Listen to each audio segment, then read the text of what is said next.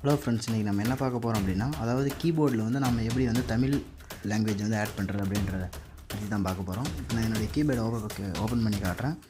Tamil language இருக்காது. Just நான் ஏதோ ஓப்பன் பண்ணி என்னுடைய கீபோர்டை இப்போ நான் உங்களுக்கு காட்டிடுறேன். பார்த்தீங்கன்னா உங்களுக்கு தெரியும், அதில் லாங்குவேஜ் மாற்றுற மாதிரி எந்த ஆப்ஷன்ஸும் வரல. அந்த இடத்துல எனக்கு அம்மா தான் வந்திருக்கு.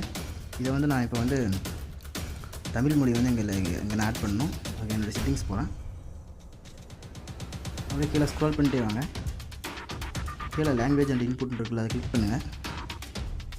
பார்த்தீங்கன்னா தெரியும், first language English, spell checker, அதுக்கடுத்து கரண்ட் கீபோர்டு, இதில் வந்து ஆண்ட்ராய்டு கீபோர்டு AOSP அதை கிளிக் பண்ணுங்கள். கிளிக் பண்ணிட்டு பார்த்தீங்கன்னா லாங்குவேஜ் வந்து இங்கிலீஷ் யூஎஸில் இருக்கும், அதை கிளிக் பண்ணுங்கள். பார்த்தீங்கன்னா உங்களுக்கு தெரியும், டிஃபால்ட்டாக யூஸ் சிஸ்டம் லாங்குவேஜ் வந்து ஆனில் இருக்குது. அதை வந்து ஜஸ்ட் ஆஃப் பண்ணுங்கள். உங்களுக்கு வேணுன்ற மொழிகளில் அதில் நீங்கள் ஆட் பண்ணிக்கலாம். இங்கிலீஷ் யூஎஸ் வந்து ஆனில் இருக்குது. கீழே ஸ்க்ரோல் பண்ணிட்டே வாங்க. தமிழும் நம்ம ஆட் பண்ணிக்கலாம். தமிழ், தெலுங்கு எல்லாமே இருக்குது இதில். பார்த்தீங்கன்னா உங்களுக்கே தெரியும், தமிழ் இந்தியாவில் இருக்கிறவங்க இதை ஆன் பண்ணிக்கோங்க. சிங்கப்பூரில் இருந்தீங்கன்னா நீங்கள் சிங்கப்பூர் இதை ஆன் பண்ணிங்கன்னா அந்த தமிழ் உங்களுக்கு வரும். இப்போ நான் என்னுடைய கீபோர்டு இப்போ நான் போய் என் கீபோர்டு காட்டுறேன் உங்களுக்கு.